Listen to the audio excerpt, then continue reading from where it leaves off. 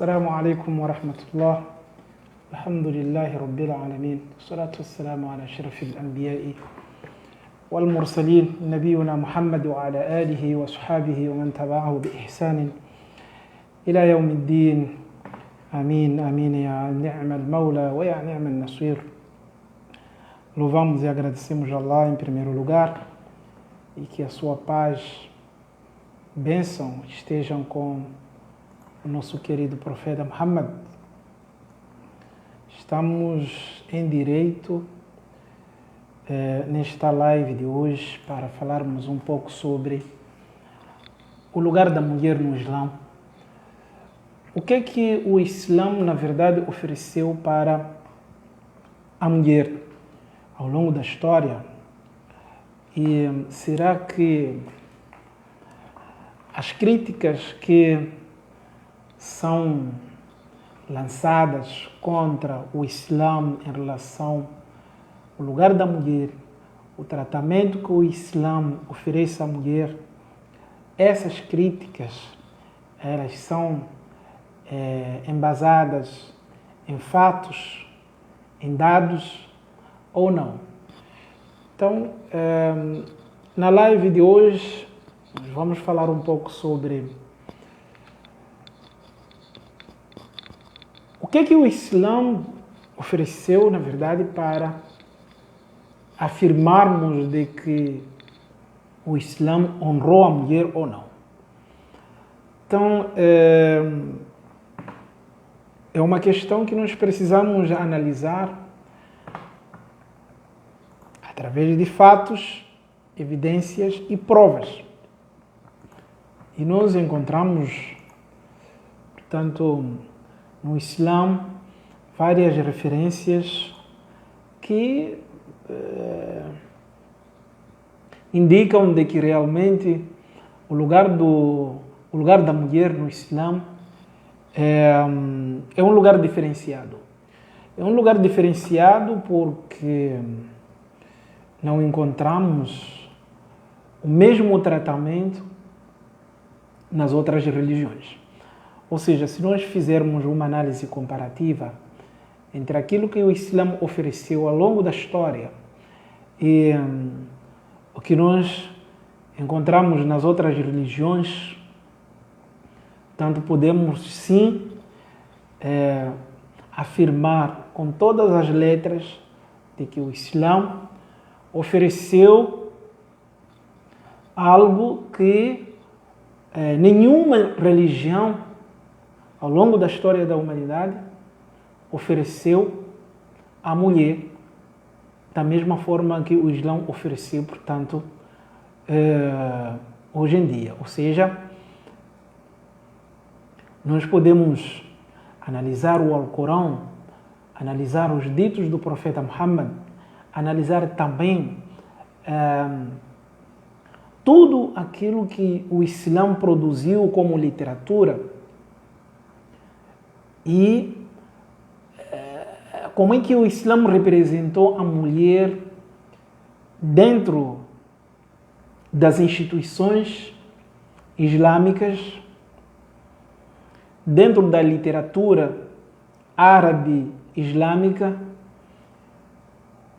e como é que o Islã incentivou, portanto, a mulher a lutar em pé de igualdade ao lado do homem em busca de aquilo que nós consideramos como a fonte ou a base do desenvolvimento da civilização, da luz, da iluminação, né? Que é exatamente o conhecimento, né?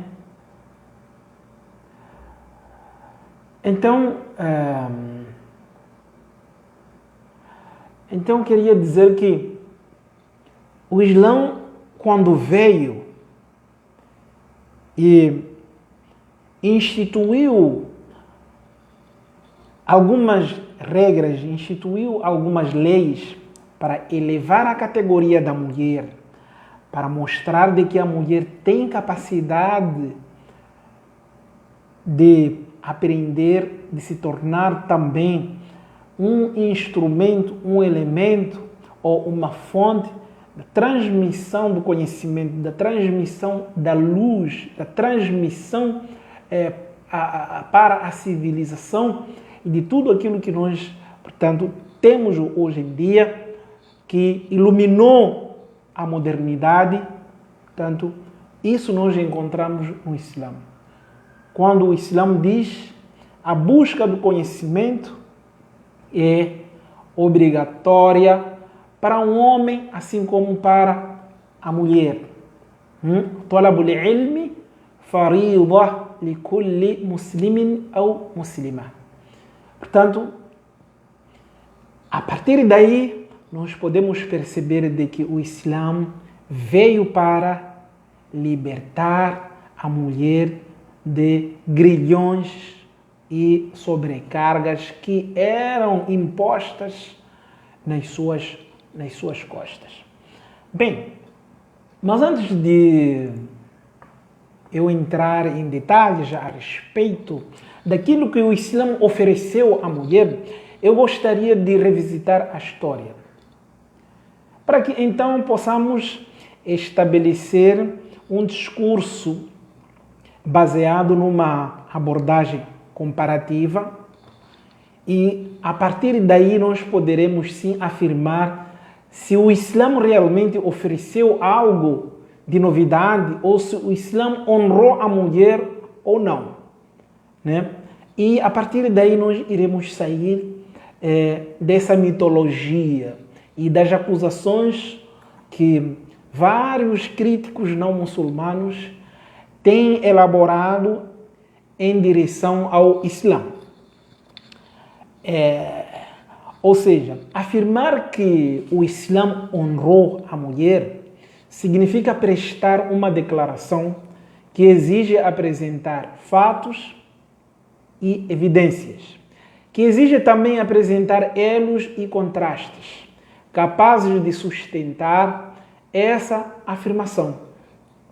Aliás, muitos estudiosos, conforme eu falei há pouco tempo, estudiosos esses não muçulmanos, não pouparam palavras para endereçar fortes críticas ao Islã pela maneira em que as mulheres são atualmente representadas em países de maioria não muçulmanas.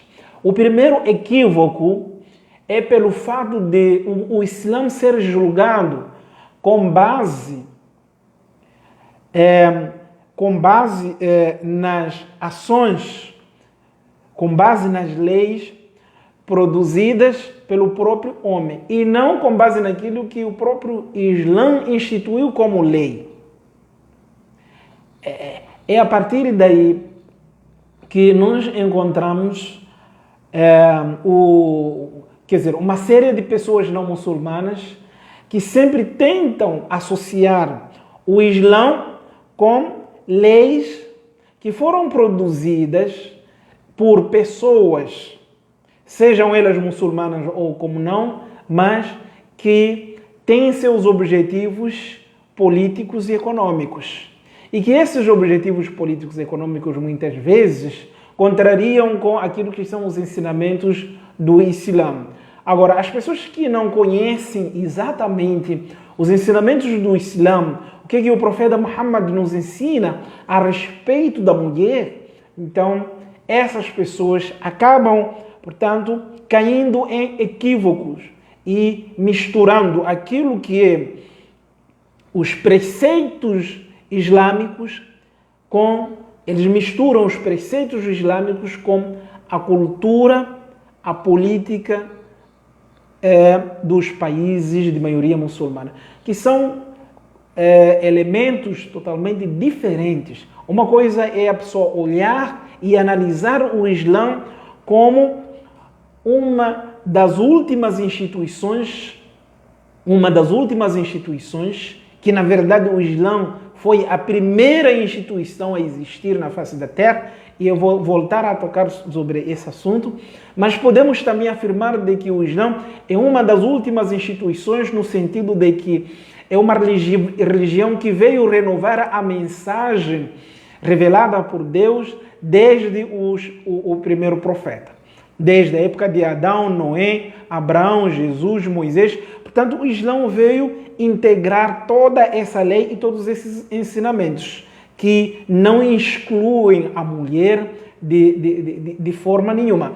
Então, quando nesse sentido nós olhamos para o Islã e analisamos o Islã a partir das suas próprias fontes, evitamos a cometer certos equívocos. Mas, como eu voltarei a esse ponto,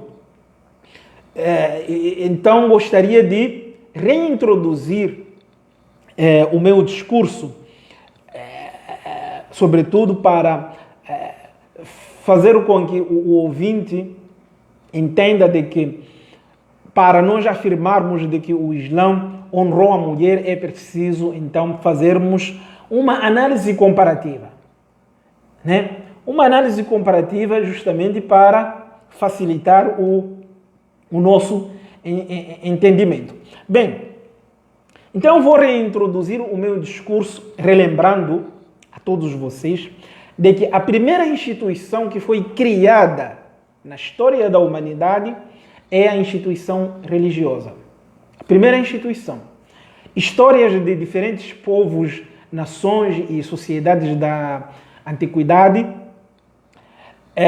foram documentadas nas chamadas escrituras sagradas. Portanto, me refiro da Bíblia, da Torá e por aí em diante. E é possível observar que no Ocidente as narrativas bíblicas se configuram como as principais fontes ou as únicas fontes que guardam, até hoje em dia, histórias de povos mais antigos, né? O livro de Gênesis, por exemplo, por mais que não seja cronologicamente o primeiro, mas é o primeiro colocado na Bíblia.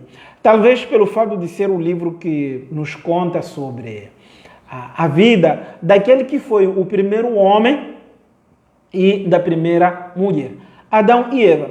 E nesse sentido, como o objetivo do nosso tema tem como foco analisar a representação da mulher no Islã como uma figura que conquistou a sua plena honra, a sua plena liberdade, isso não é uma afirmação precipitada, não. Porque é um fato e não é um mito. Bem, para tal, é preciso fazermos um pouco de um exercício da abordagem comparativa sobre a representação da mulher na história das religiões. E nesse sentido, podemos recuar no tempo e no espaço. No tempo e no espaço, para que nós possamos, então, revisitar mais uma vez a história da mulher, portanto, nas escrituras sagradas. E nessa ordem de ideias, eu vou recuperar mais uma vez as narrativas bíblicas, de acordo com o livro de Gênesis, nos capítulos 2 e 3. Adão e Eva são criados e colocados no paraíso, onde detinham o direito de desfrutar e gozar de suas maravilhas e seguiram uma vida próspera. Mas foram vedados de comer da árvore do conhecimento do bem, quer dizer, uma árvore do conhecimento do bem e do mal, segundo a Bíblia, portanto.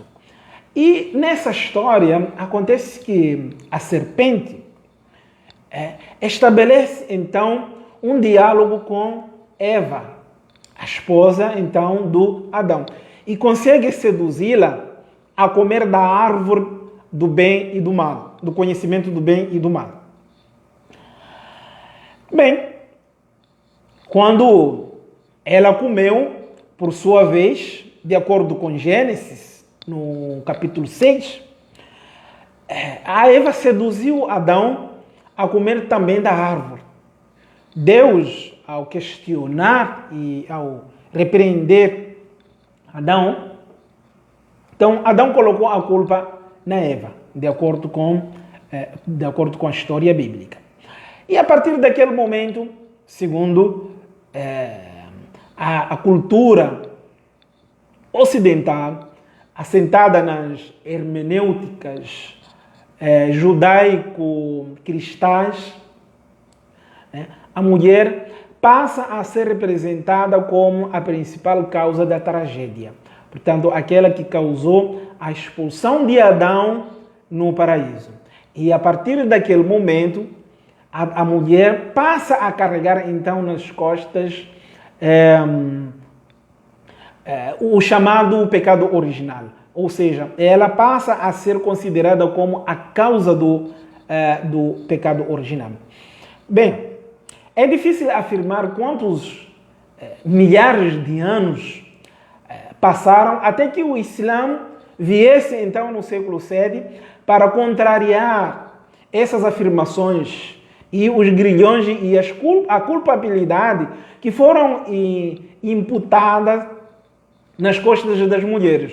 O Alcorão, diferentemente da Bíblia, inocenta a mulher e responsabiliza ambos, Adão e Eva, por terem desobedecido a ordem de Deus e em seguida Deus não os deixou à sua sorte. Portanto, Deus, apesar de que os dois desobedeceram a ordem de Deus, de acordo com o Alcorão, e o Alcorão não culpa a mulher pelo que aconteceu, pelo contrário, responsabiliza os dois e Deus cobra dos dois, portanto, por terem desobedecido a ordem de Deus.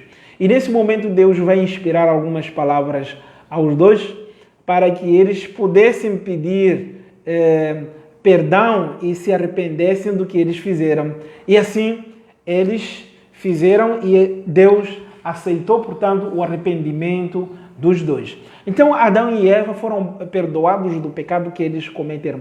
Diferentemente, quando a mulher é representada até hoje em dia, nas outras religiões, percebe-se que ela ainda carrega nas suas costas o pecado original. E ela é representada até hoje em dia como aquela que causou a expulsão de Adão e como aquela que é a fonte de as tragédias que nós passamos no dia a dia. E nesse sentido, se nós quisermos visitar também as outras culturas na época pré-islâmica e antes da modernidade, podemos trazer aqui um pouco da cultura grega. Por exemplo, a antiga Grécia, a mulher era concebida como uma criatura subhumana. Aquela criatura que não poderia ser tratada como uma pessoa íntegra, como uma pessoa que merece os direitos do homem, digamos assim. Então, a sua posição na sociedade grega era uma posição muito inferior à dos homens.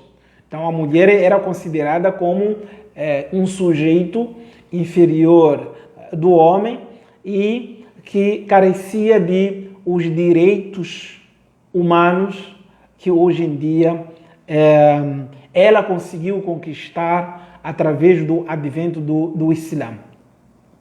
Então, na cultura grega, a mulher era considerada como, portanto, uma escrava, né? Uma escrava, era considerada como a prostituta, era considerada como a fonte de todos os males. Bem, uma das frases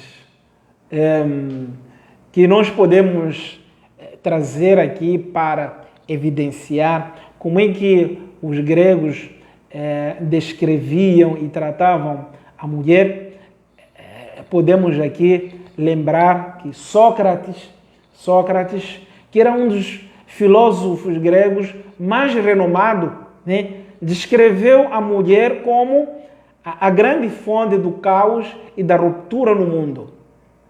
E Sócrates vai acrescentar dizendo que a mulher é como a árvore da Fadali, cujo aspecto externo é extremamente belo, mas se os pássaros a comerem, morrerão com toda a certeza.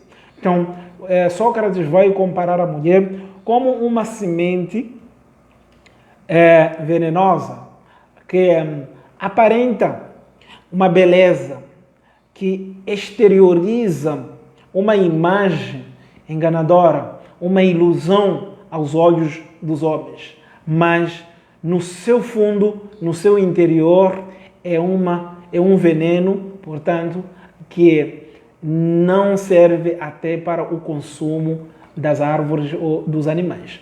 Então, esse é um dos filósofos renomados, portanto, da Grécia, que representa e descreve a mulher usando essas palavras extremamente equivocadas e que o Islã depois veio repudiar toda essa descrição e essa representação equivocada a respeito da figura da mulher. Bem, podemos também observar de que a mulher, no meio da cultura árabe, antes antes do Islã, queria dizer, ou seja, na chamada era pré-islâmica, os árabes normalmente ficavam incomodados com o nascimento de uma mulher, de uma criança do sexo feminino. E alguns deles consideravam o nascimento do bebê do sexo feminino como uma extrema vergonha, como um mau presságio, como um mau sinal, como má sorte na vida do homem. Então, isso era o motivo de os árabes odiarem as mulheres e cometerem também o infanticídio. Portanto, eles enterravam as meninas vivas. Porque ter uma menina, na época, representava uma vergonha. E esse tipo de infanticídio, portanto, era hábito entre algumas tribos árabes e representava também um dos motivos que fazia com que o estado social da família, portanto, fosse, digamos assim, restaurado. Ou seja, para eles cometer o infanticídio feminino era uma forma de resgatar a honra da própria família. É uma forma de não permitir que a vergonha que era gerada pelo nascimento de um bebê do sexo feminino, portanto, para que essa vergonha então não fosse, portanto, digamos, não acabasse com a honra da própria família ou da própria tribo. Então, o que eles faziam? Eles acabavam, nesse caso, enterrando as meninas, os bebês recém-nascidos do sexo feminino. E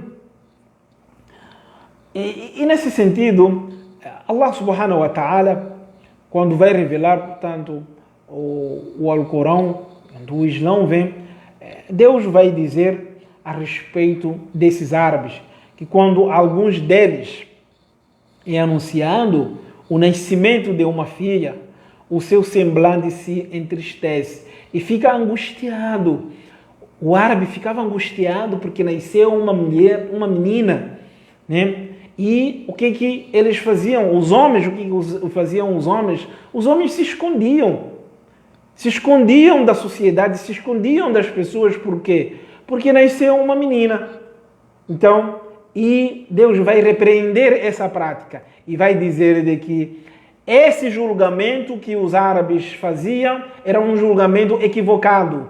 E Deus repreendeu, portanto, essa prática no Alcorão. Então, o Islã veio, vocês podem observar, o Islã veio para,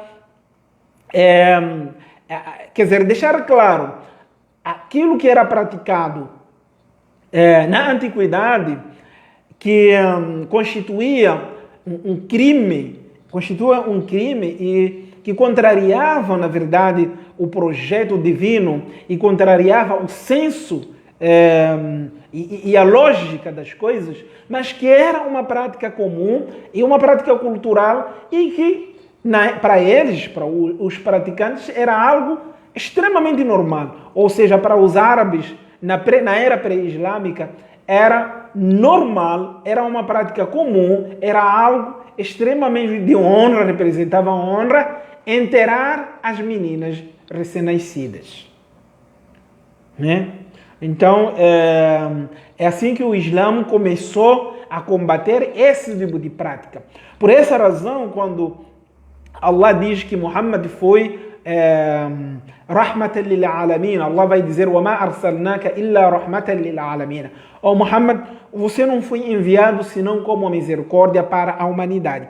E daí nós começamos a entender de que, na medida em que o Islã, a luz do Islã ia se expandindo e abrangendo, portanto, a Península Arábica e as regiões circunvizinhas, e essa luz entrando na Europa, assim como na Ásia Menor e no norte da África, portanto, essas regiões começaram a conceber a mulher a partir de preceitos religiosos e começaram a abandonar práticas que eram culturais e que eram concebidas como algo normal, como, por exemplo, o infanticídio. Portanto, infanticídio, que é uma prática de matar, portanto, que era uma prática de matar as crianças do gênero feminino. E assim eles começam a abandonar essas práticas. E aí nós vamos perceber de que não eram apenas os árabes que tinham esse tipo de prática, mas nós podemos também encontrar e observar de que a sociedade indiana ou a Índia naquela época também praticavam, portanto, praticavam esse tipo de crime, que hoje, se nós descrevemos como crime, mas naquela época para eles não era considerado como crime. E aí, de acordo com o livro dos Vedas, um dos livros sagrados das religiões que nós encontramos lá na Índia, né, sobretudo a religião mais abrangente, ou que era abrangente naquela época, que é a religião Brahmani. E dizia, portanto, esse livro, né, no que diz respeito às mulheres, o seguinte, de que a lei bramânica, quer dizer, diferenciava entre o homem e a mulher, no que diz respeito à dignidade humana e em outros direitos. Então, a mulher era privada de seus direitos civis e colocada sob o controle do homem, em diferentes fases da sua vida. Conforme os próprios preceitos, né, da religião, então a mulher não tinha o direito em qualquer fase da sua vida de conduzir qualquer ordem de acordo com a sua vontade, mesmo que fosse um assunto interno, interno à sua casa. Então, e assim a mulher, ela foi, portanto, ela foi excluída, ela foi tirada da sua liberdade. E assim os indianos não encontravam a mulher, ou não enxergavam a mulher como um ser que merecia uma liberdade, merecia uma independência e nem poderia agir de acordo com as suas próprias vontades. Então, o estado da mulher na sociedade indiana era como o estado do escravo. Da mesma forma que nós abordamos, ou podemos observar que na Grécia a mulher era tratada como escrava, então na Índia ou naquelas regiões das Índias, portanto, a mulher também era tratada como escrava. E ela deveria, deveria seguir o marido sem direito à opinião. Portanto, não poderia opinar e nem poderia ter autodeterminação. E o marido poderia, portanto, perder a própria esposa, por exemplo, nos jogos de azar. Nos jogos de azar. Então, a mulher era representada como uma propriedade, como um objeto do homem. Então, o homem possuía a mulher como um bem seu, como um bem que cabia a ele decidir e, se quisesse se livrar dela, portanto, se livrava sem problema nenhum. E assim a mulher servia também como objeto de aposta nos jogos de azar. É assim que os indianos tratavam, então, a mulher. Bem, quando o destino, então, levasse o homem, neste caso, tratando-se de um homem casado, quando o destino levasse essa mulher, ela não podia mais casar depois da morte do marido. Né? Ela não tinha mais esse direito. E nem tinha direito de viver após a morte do marido. E aí, neste caso, portanto, ela tinha que ser queimada junto com o cadáver do marido. Lembrando de que, até hoje em dia, algumas sociedades de comunidades indianas ainda queimam os cadáveres. Então, era comum na época, segundo os livros religiosos, né, que afirmavam de que é melhor para a mulher que se jogue sobre a madeira, né, preparada para queimar o marido morto, do que ela ficar viva, né, e separada do próprio marido. Então, o que eles faziam? Quando colocavam o cadáver, nesse caso do marido, né, quando colocavam o cadáver do marido na lenha, portanto, ela era preparada para queimá-lo. Então, era ela mesma que também ateava o fogo, portanto, na lenha onde se encontrava o cadáver do marido. E a esposa, em seguida, ela tinha que se juntar com o cadáver do próprio marido, e assim os dois, portanto, eram devorados pelo fogo.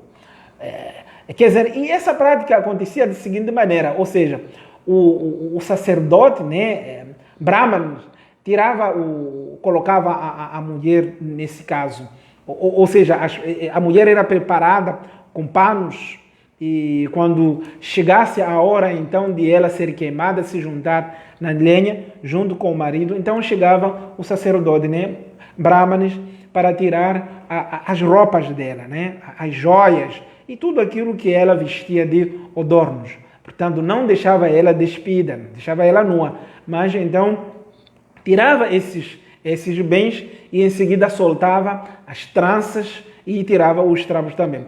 Então, pegava na sua mão direita e dava 3 voltas ao redor da lenha. Em seguida, portanto, a mulher era colocada, nesse sentido, na lenha onde se encontrava o cadáver do marido. E eles diziam de que, ao fazer isso, a mulher ganhava a honra e que ela iria viver 35 milhões de anos.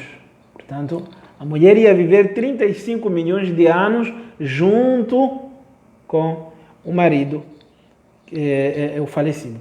É assim que eles tratavam as mulheres. E, de acordo com a história, entre os anos de 1815 a 1825, os indianos conseguiram queimar cerca de 6.000 mulheres. E somente no século XIX que essa prática foi, portanto, abominada. Então, percebam de que essas sociedades nunca tiveram ou nunca enxergaram a mulher como um ser humano que detinha todos esses direitos. Se nós voltarmos um pouco para a civilização romana, por exemplo, se visitarmos um pouco da Europa, podemos citar aqui o autor do livro, muito bem conhecido, chamado A História da Civilização, que ele vai afirmar de que o nascimento da mulher em Roma, né, naquela região da Europa, que hoje em dia, portanto, abriga ali o Vaticano. Então, ele vai dizer, este autor vai dizer que naquela época o nascimento da mulher não era indesejável. E era hábito familiar, né, permitir ao pai que, se tivesse uma criança, por exemplo, né, deformada ou do sexo feminino, portanto, o próprio pai tinha o direito de terminar com a vida dessa criança. E era por essa razão que os romanos desejavam mais filhos do sexo masculino do que do sexo feminino. Então, a mulher, por sua vez, estava em restrição na sociedade romana, sem direito à opinião. As mulheres não opinavam na sociedade romana. Quer dizer, era dirigida pelo homem, ela era dirigida pelo homem em todos os poderes e autoridades. Então, o homem detinha o direito total sobre todos os membros de sua família. Ou seja, quando ele quisesse, por exemplo, se livrar de um filho ou se livrar de uma mulher, era normal ou ele vender a mulher, ou condená-la à pena da morte, ou acusá-la por qualquer crime que ele achasse conveniente ou que ele quisesse, portanto, acusar a mulher. E aqui, para além de variadas formas de tortura, exílio e assassinato que os homens romanos cometiam contra as mulheres. E não só, que eles também vendiam, inclusive, essas mulheres ou serviam como objeto de troca. As mulheres eram trocadas como se fossem objetos, entre grupos diferentes. E assim nós encontramos diversas formas de maltratos que a mulher passava nessas sociedades. Se nós formos um pouco na sociedade judaica, podemos observar também que a situação da mulher nunca foi das melhores, né? Na comunidade judaica. As leis judaicas reduziam, portanto, os direitos da mulher e advertiam a respeito dela, conforme descrito em Eclesiastes. Nós podemos ler em Eclesiastes como é que a mulher era tratada na sociedade judaica. E, quer dizer, uma mulher que era considerada como a loucura, né? Que era considerada como uma coisa mais amarga de uma sociedade e que ela representava, então, a morte que seria, então, aquilo que a Bíblia representa como o pecado, né? A palavra morte, ela é representada como o pecado. Então, a mulher, de acordo com a sociedade judaica, ela representava, portanto, a ponte para a morte. Ou seja, a ponte para a prática do pecado. Em outras palavras, para os judeus, a principal causa da tragédia ou do pecado ou da condenação pela morte era causada pela mulher. E assim nós encontramos várias passagens dentro da Bíblia que, portanto, colocam a mulher como um ser que deveria ser desprezado, né? Em vários momentos ou em várias situações, até biológicas. Vamos citar o caso da menstruação, né? Então, o homem na sociedade judaica não compartilhava suas comidas nem bebidas com a mulher menstruada e nem poderia dormir ao lado dela, né? Então a mulher ela tinha que ser isolada porque era considerada totalmente e integralmente impura.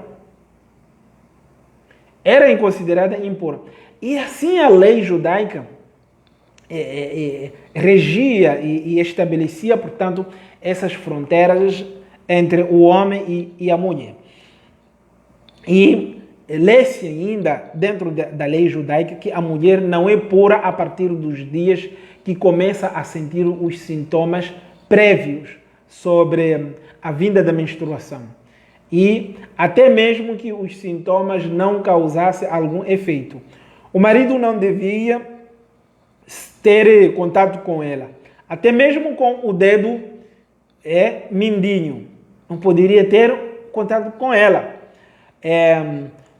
Não lhe sendo permitido, portanto, não era permitido, ou não é permitido, até hoje, para o marido passar ou pegar algo dela.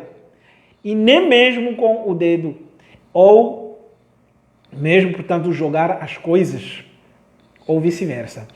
Então, percebam de que a lei judaica, ela vai descrever a mulher que está no estado de menstruação como um ser que está numa total impureza.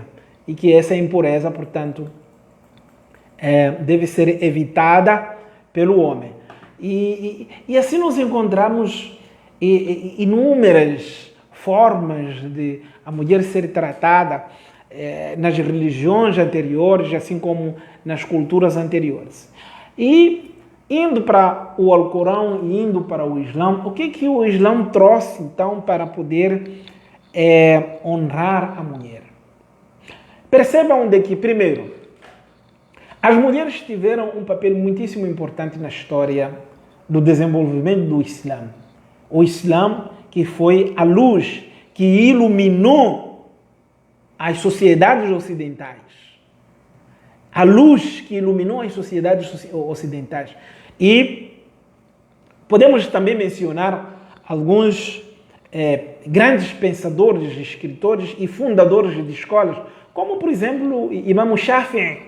Imam Shafi'i, que fundou uma escola que desenvolveu a jurisprudência islâmica, é um dos homens que aprendeu nas mãos a Sayyida Nafisa. Ele estudou nas mãos de uma mulher. A primeira universidade islâmica que foi fundada na África, portanto, era uma universidade fundada por uma mulher. Entre elas nós temos a Universidade de Azhar. Azhar, portanto, que foi fundada em homenagem a Fátima, uma mulher, portanto, homens que fundaram uma universidade e homenagearam uma mulher, a Fátima. Fátima que era, portanto, a filha do profeta Muhammad. E nós encontramos cientistas muçulmanas, mulheres, que participaram no desenvolvimento da ciência do modo geral. Então, a mulher, na história do Islã, ela conseguiu conquistar não só o direito de participar em todas as fases do desenvolvimento e da civilização, mas também conquistou direitos como a herança. Numa época em que as mulheres eram herdadas, elas eram objetos de herança. Quando o Islã veio, elas passaram a ser sujeitos herdeiros e não mais herdados. E nós encontramos os preceitos do Alcorão dentro do capítulo, o capítulo da mulher, que na verdade no Alcorão não existe o capítulo do homem, mas sim existe o capítulo da mulher. Então, nesse capítulo da mulher é possível encontrar lá de que Deus vai estabelecer o direito da mulher à herança. Algo que ela não tinha nas culturas anteriores, assim como nas religiões anteriores. E o Islã vai, portanto, dizer o seguinte, que os homens têm a obrigação de tratar as mulheres quer dizer, tratar bem as mulheres. O profeta Muhammad sallallahu alaihi wasallam disse, chamando a atenção aos homens, e disse para eles, tratem bem as vossas mulheres. As mulheres de vocês, merecem um bom tratamento. Então vocês precisam tratar bem as mulheres. Podemos nós encontrar também, no que diz respeito às obrigações religiosas, Allah subhanahu wa ta'ala vai dizer, Allah subhanahu wa ta'ala vai dizer, وَالَّذِينَ يَرْمُونَ الْمُحْصَنَاتِ ثُمَّ لَمْ يَأْتُوا بِأَرْبَعَةِ شُهَدَاءَ فَجِلْدُوهُمْ 80 جَلْدَةً وَلَا تَقْبَلُوا لَهُمْ شَهَادَةً أَبَدًا وَأُولَٰئِكَ هُمُ الْفَاسِقُونَ. Então, esse versículo, Allah subhanahu wa ta'ala chama-nos a atenção, sobretudo, em relação àqueles que, historicamente, tinham ou se achavam ter a liberdade de acusar as mulheres falsamente. E as pessoas acusavam e difamavam as mulheres sem piedade, sem tom. E para o Islã inocentar as mulheres e, quer dizer, colocar fronteiras e colocar limites nas difamações que os homens dirigiam às mulheres, então Deus diz o seguinte, de que aqueles que difamarem as mulheres castas, as mulheres inocentes, né, sem apresentarem provas, sem apresentar testemunhas, então, e que essas testemunhas devem ser, né, no mínimo 4 testemunhas, então, esses homens que difamarem as mulheres e não apresentarem 4 testemunhas, esses homens devem ser colocados a um castigo, né? A um castigo, que seriam, esse castigo é representado em 80 chicotadas. E o chicote para aqueles homens que difamam as mulheres falsamente. Isso era uma prática que as sociedades e as tribos árabes, assim como não árabes, praticavam e cometiam, dado que até hoje em dia a prostituição e o adultério são práticas associadas à mulher. Como se a mulher se prostituísse sozinha, como se a prostituição e o adultério não envolvesse o homem. Não envolvesse o homem. Então, vamos perceber de que a prostituição e a sexualidade, como prática abominável, eram sempre associadas às mulheres e não aos homens. Apesar de que uma mulher não se prostitui sozinha. Se ela praticar a prostituição, significa e pressupõe a presença do homem. Pressupõe a presença do homem. Então, é nesse sentido que nós podemos perceber de que as mulheres, elas começaram a ganhar, portanto, essa liberdade, algo que prendia elas e o Islã veio tirar, portanto, das costas delas. E outro versículo, Allah subhanahu wa ta'ala vai dizer o seguinte, de que, crentes, não é permitido para vocês herdarem as mulheres contra a vontade delas. Portanto, herdar daquilo que é da mulher ou tomar algo que é da mulher contra a vontade dela, portanto, isso não é permitido, por mais que ela seja sua esposa.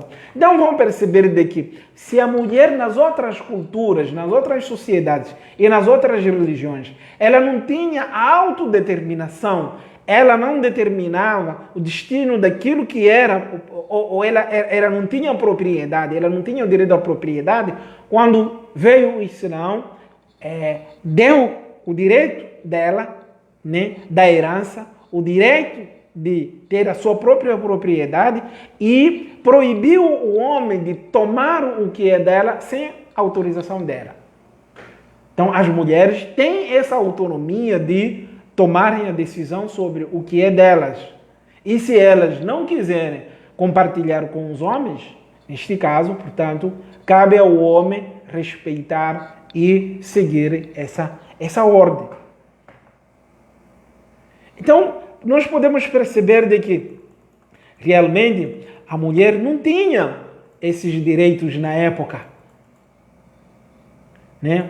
E quando nós vamos, por exemplo, observar ou analisar aquilo que diz respeito, digamos assim, às obrigações religiosas, no que diz respeito à prática religiosas, Allah subhanahu wa ta'ala, Deus vai estabelecer igualdade. Olha aqui, o que Allah subhanahu wa ta'ala diz. Ele vai dizer, né, na Surata Al-Ahzab, Allah subhanahu wa ta'ala vai dizer o seguinte: Innal mu'minina, quer dizer, Innal mu'minina wal mu'minat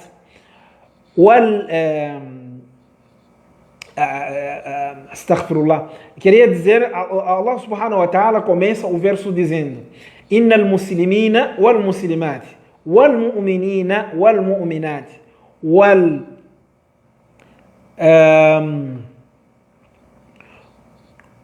mu'minat wal qanitina wal qanitat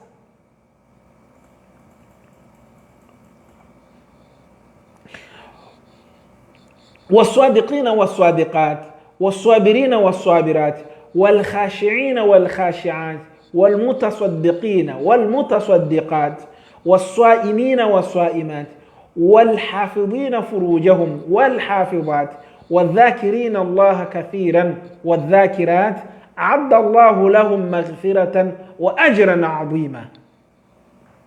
أعد الله لهم مغفرة وأجرا عظيما. E aqui o Islã, e aqui Allah subhanahu wa ta'ala estabelece então estabelece a igualdade entre homem e mulher no que diz respeito às práticas religiosas. E esse verso que eu acabei de ler agora significa o seguinte: Allah subhanahu wa ta'ala vai dizer que aqueles que são caritativos e aquelas que são caritativas, ou seja, homens ou mulheres que tiram a caridade, homens e mulheres que jejuam, homens e mulheres que recatam os seus olhos, portanto, que eles que se conservam, né? Que conservam o seu pudor, que conservam a sua sexualidade, aqueles que recordam a Deus frequentemente, saibam que Allah subhanahu wa ta'ala destinará para eles um bom fim. Portanto, uma magnífica recompensa. Essas pessoas irão receber uma magnífica recompensa e serão também perdoados os seus pecados.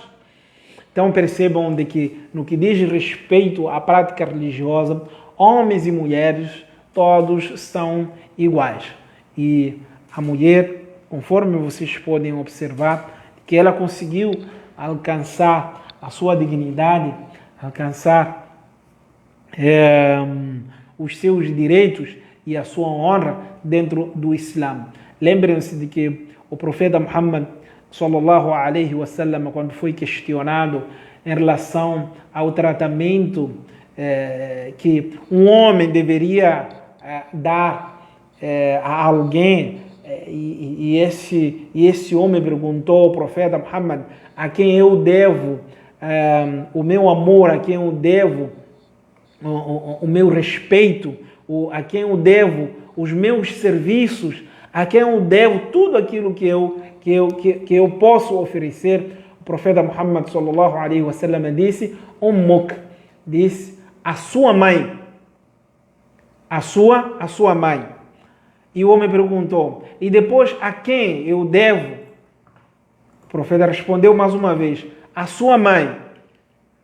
E o homem perguntou pela terceira vez: a quem devo mais uma vez? O profeta disse a sua mãe. Ou seja, 3 vezes o profeta orientou ao homem, neste caso, a obedecer e a prestar os melhores serviços, o seu amor, a sua bondade, a sua obediência e prover tudo o que ele tem, em primeiro lugar, a sua mãe, em segundo lugar, a sua mãe, em terceiro lugar, a sua mãe e em quarto lugar, quando ele disse, o seu pai. Então percebam de que o lugar da mulher dentro do Islã supera, neste caso, o lugar do homem. Para dizer que a mulher ela foi honrada em todos os sentidos. Se a mulher ela deve obedecer o marido dentro do lar, essa obediência ela é restrita àquilo que é a obediência a Allah subhanahu wa ta'ala. Quando o homem obedece a Allah, quando o homem conserva e segue os mandamentos, os ensinamentos e os preceitos do Islã, neste caso a mulher sim deve seguir o seu marido. Mas quando nós temos um homem desobediente, um homem que desobedece às regras do Islã, que desobedece os preceitos alcorânicos, portanto, a mulher, nesse caso, não tem a obrigação de obedecer o seu marido. Então, a obediência que a mulher deve ao marido é uma obediência regida de acordo com os preceitos e as leis islâmicas.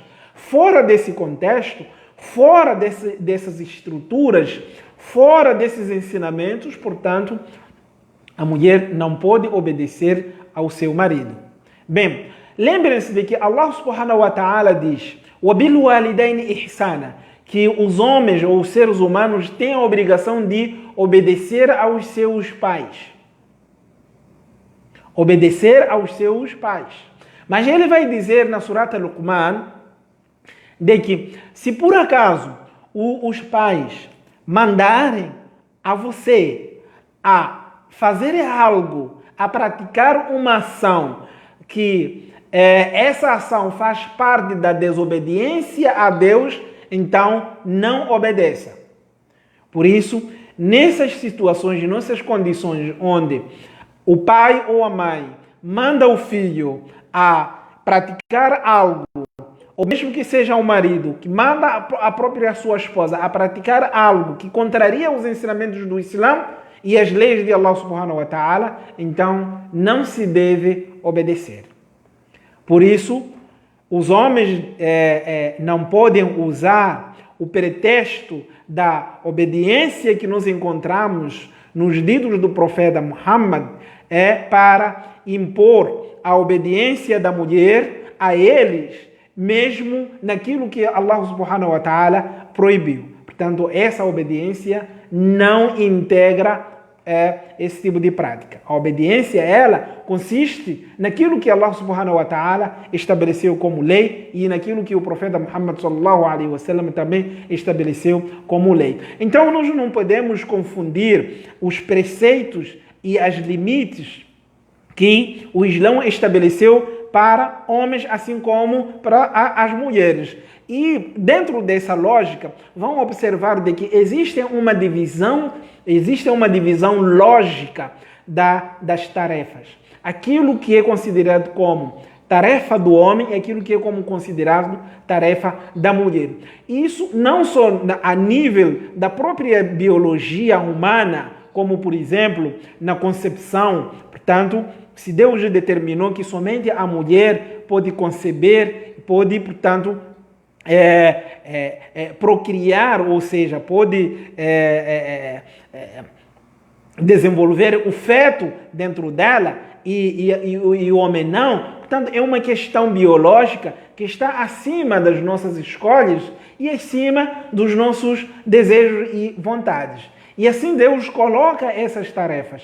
E não cabe nem ao homem nem à mulher, portanto, questionar essas estruturas. E da mesma forma, nós encontramos certas estruturas dentro das práticas religiosas que estabelecem e dividem essas tarefas. Por exemplo, dirigir oração na presença dos homens. A mulher, portanto, não cabe a ela dirigir uma oração na presença da mulher. Não é uma questão de desonra, nem uma questão de honra que o Islã coloca nas costas dos homens. Pelo contrário, é uma responsabilidade que o Islã coloca nas costas dos homens. Porque alguém dirigir um grupo, dirigir uma oração, estar em frente de uma oração é uma grande responsabilidade. E que no dia de juízo final a pessoa vai ter que responder por isso. Então, quem está por trás, aquela pessoa que está atrás seguindo,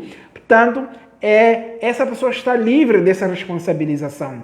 Então, cabe a quem estiver na frente, nesse tipo de caso, portanto, é um dos exemplos que estou a dar, portanto, para saber de que é uma grande responsabilidade.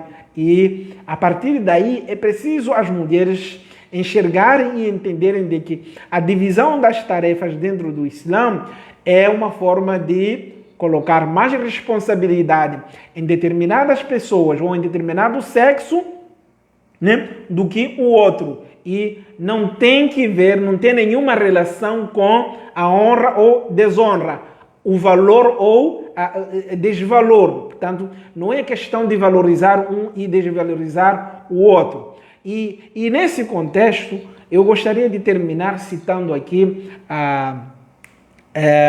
uma feminista que inspirou muitas outras, que é uma americana chamada, se a ideia não me falha aqui, Khadija, parece que é a Khadija o nome dela.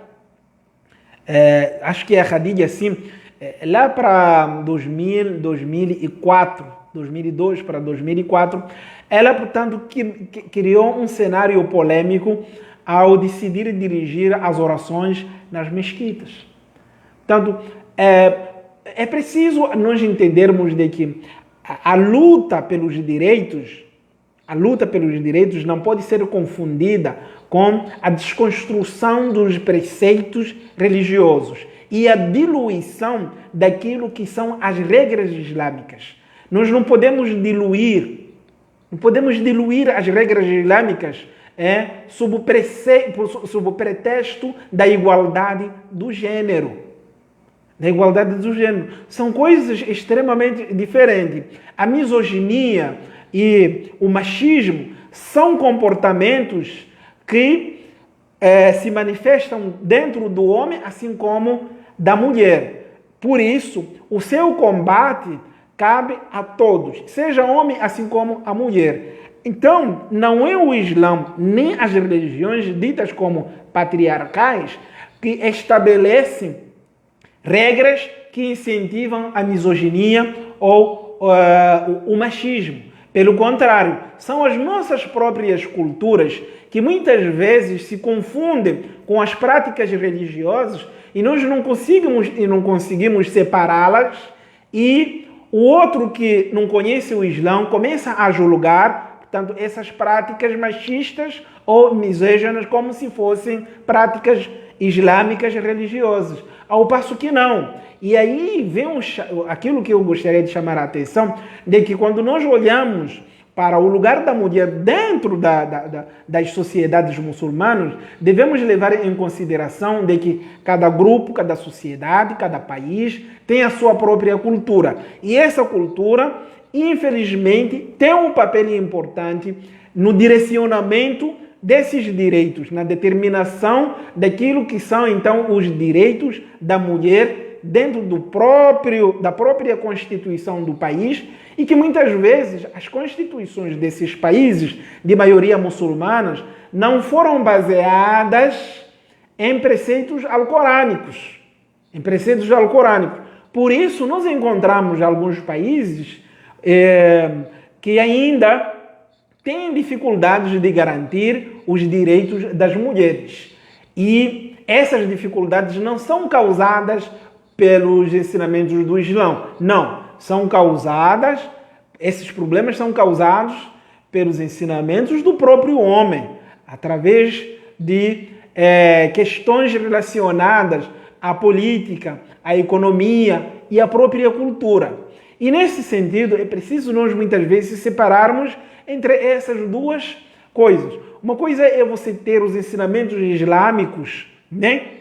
Os ensinamentos islâmicos bem claro. E eu gostaria de citar aqui algum exemplo, quando alguns críticos olham para Afeganistão que foi o palco, portanto, digamos assim, das atenções ao longo da invasão americana, e projetava-se que o Islão em Afeganistão proíbe as mulheres a irem às escolas.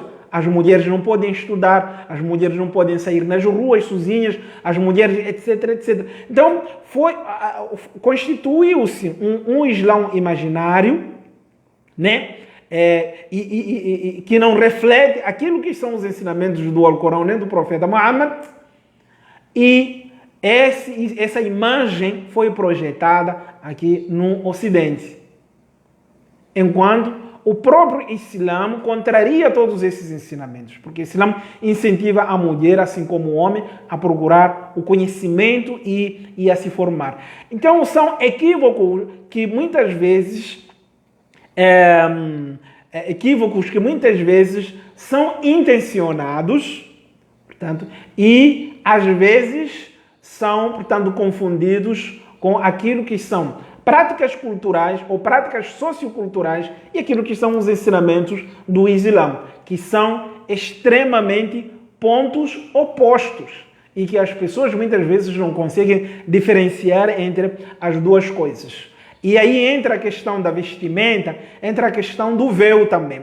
Eu gostaria de aqui chamar a atenção de que algumas feministas, mais uma vez, chegaram ao ponto de representar o véu como uma prática sociocultural que foi herdada das religiões anteriores, do judaísmo, do cristianismo e por aí em diante. E que o Islã trouxe isso, cunhou das outras religiões para o Islã. Tudo isso com o objetivo de desincentivar as mulheres, desencorajar as mulheres muçulmanas a usarem o véu, apesar de que Allah subhanahu wa ta'ala deixa bem claro no Alcorão de que o véu é uma prática, é uma ordem, não é uma opção, né?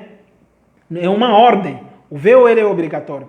Então, a partir daí nós começamos a perceber de que a liberdade invocada, a liberdade da mulher invocada pelo Ocidente é uma liberdade que tem como objetivo desviar a mulher das suas obrigações religiosas e incutir na cabeça das mulheres de que o Islã é uma religião machista, patriarcal e que exclui ou não dá ou não garante os direitos das mulheres, que é extremamente uma falsidade que foi construída e infelizmente existem vários movimentos hoje em dia, inclusive até mulheres que se deixam levar por isso. Então é extremamente curioso o nível da ignorância que nós muçulmanos, inclusive, temos, e que esse nível de ignorância nos leva a sermos manipulados pelas outras culturas, a sermos manipulados por aqueles que são críticos do Islã, enquanto o Islã nos oferece tudo aquilo que nós precisamos e queremos. E dessa forma eu queria terminar dizendo de que o Islã, saibam de que veio para garantir os direitos tanto do homem assim como da mulher. Aquela mulher que praticar as boas ações e seguir os mandamentos religiosos, essa mulher será compensada e receberá uma boa recompensa. Tanto assim como aquele homem que também seguir os ensinamentos do Alcorão, do profeta Muhammad, também serão recompensados. E neste sentido, não depende do homem, nem depende da mulher, mas sim depende de cada um entender os preceitos do Alcorão e o Islã e implementar da maneira que o profeta Muhammad sallallahu alaihi wasallam nos ensinou. E aqui eu termino, portanto, com a minha fala e esse discurso que, portanto, foi um pouco longo, mas eu vou terminar por aqui e não sei se alguém talvez teria alguma dúvida, alguma questão, para que nós possamos aqui talvez conversar ou explanar nesse sentido. E aqui eu vou, portanto, eu vou deixar as pessoas, quem quiser, portanto, perguntar ou colocar aí alguma dúvida ou alguma questão, nós podemos aqui juntos podemos analisar, né? Então agradeço aí também o Sheikh Abdussalam Al-Mansuri, que nos escreve de Cuiabá, que nos visitou também nos meses passados. MashaAllah, Barakallahu fika, Sheikh Abdussalam. E vou responder também ao salam de todos vocês, né, que saudaram nesta live e tiveram, portanto, o tempo aí para disponibilizaram, né, o tempo de vocês para, portanto, nos acompanhar aqui nessa live. Que Allah abençoe a todos vocês e que nos dê muita paciência e recompensa. Inshallah. Assalamu alaikum wa rahmatullahi ta'ala wa barakatuh.